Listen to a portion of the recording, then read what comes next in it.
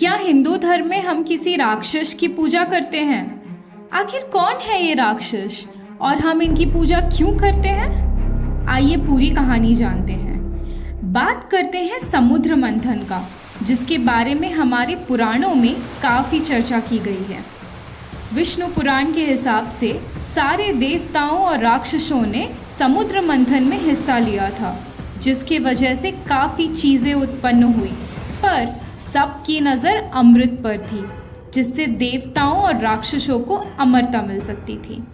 पर अगर राक्षसों को अमरता मिल जाती तो इस विश्व का बहुत बुरा हो सकता था। इसीलिए विष्णु भगवान ने मोहिनी अवतार का रूप धारण करके अमृत बांटना शुरू किया। मोहिनी अवतार ने देवताओं और राक्षसों को अलग अलग बिठाया। सारे राक्षस मोहिनी अवतार की खूबसूरती से प्रभावित होकर उसके मोह में फंस गए। इतने में मोहिनी अवतार ने देवताओं को अमृत देना शुरू कर दिया। पर एक राक्षस मोहिनी के मोह में नहीं फंसा और वो जाके देवताओं के बीच में बैठ गया। ये राक्षस और कोई नहीं, स्वरभानु था। पर स्वरभानु ने ऐसा क्यों किया? क्या स्वरभानु बाकी राक्षसों से अलग था? आखिर क्या है स्वरभानु की कहानी?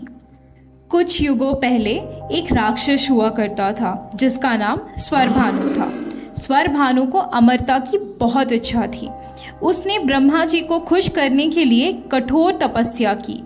ब्रह्मा जी स्वरभानु की तपस्या से बहुत खुश हुए और उन्होंने स्वरभानु को वरदान मांगने का आदेश दिया। स्वरभानु ने ब्रह्मा जी से अमरता का वरदान मांगा।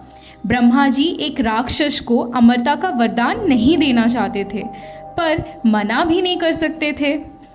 इसीलिए उन्होंने स्वरभानु को अमरता का वरदान तो दिया, पर एक शर्त पर। ब्रह्मा जी ने कहा कि तुम्हारा सर और शरीर अलग हो जाएंगे, तभी तुम्हें अमरता का वरदान मिलेगा। स्वरभानु को बस अमरता की ही लालच थी, इसीलिए उसने ब्रह्मा जी के शर्त को मान लिया और अमरता का वरदान स्वीकार कर लिया। इसीलिए समुद्र मंथन के वक्त स्वरभानु के लिए मोहिनी के मोह से ज़्यादा प्रिय अमृत से मिलने वाला अमरता था। समुद्र मंथन के वक्त स्वरभानु देवताओं के बीच में जाके बैठ गया और जैसे ही स्वरभानु ने अमृत को ग्रहण किया, सूर्यदेव और चंद्रदेव ने स्वरभानु को पहचान लिया और विष्णु भगवान से उसकी शिकायत कर दी। तुरंत विष्णु भगवान ने सुदर्शन चक्र से स्वरभानु का सर और शरीर अलग कर दिया। तो क्या स्वरभानु मर गया?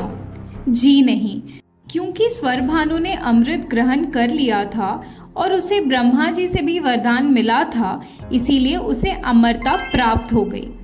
और उस समय से स्वरभानु का सर राहु और उसका शरीर केतु के नाम से जाना जाता है। विष्णु भगवान ने राहु और केतु को नवग्रहों में स्थान दिया है।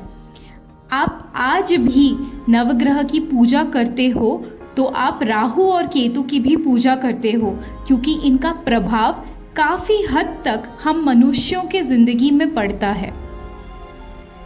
ज़रा सोचिए, स्वरभानु एक राक्षस था, लेकिन फिर भी उसे देवताओं के बीच में स्थान मिला और वो पूजनीय है। इसका क्या मतलब है? इसका मतलब ये है कि अगर आप किसी चीज़ को पाने की जिद पकड़ लेंगे और उसके लिए बहुत मेहनत करेंगे पूरी श्रद्धा के साथ, तो वो आपको ज़रूर मिलेगी। स्वरभानु को अमरता प्राप्त करने की बहुत इच्छा थी, इसीलिए उसने ब्रह्मा जी को खुश करने के लिए कठोर तपस्या की और समुद्र मंथन के वक्त भी वो मोहिनी के मोह में नहीं फंसा, क्योंकि उसे अमृत की चाह थी। तो अगर आप अपनी ज़िंदगी में किसी चीज़ को पाना चाहते हैं, चाहे वो कोई उपलब्धि हो, दौलत हो या शोहरत हो, आपको उसके प्रति पूरी श्रद्धा से काम करना पड़ेगा और हर वक्त अपने लक्ष्य के बारे में सोचना पड़ेगा। ऐसे करने से आप ज़रूर सफल होंगे, बिल्कुल स्वरभानु की तरह। Hari Om everyone, thank you for watching. Like, share, comment and subscribe to the sacred chapters.